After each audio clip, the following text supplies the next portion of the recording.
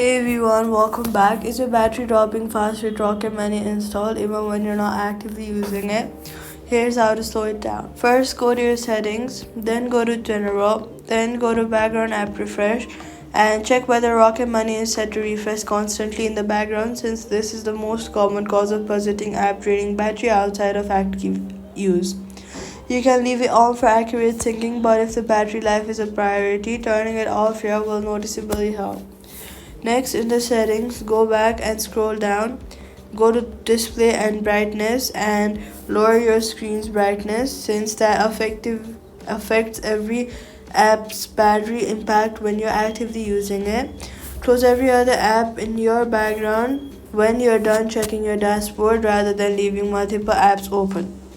Also, in the settings, notifications, go to notifications and reduce non-essential push notifications from other apps, since constant pop-ups keeps your screen and processor more active overall.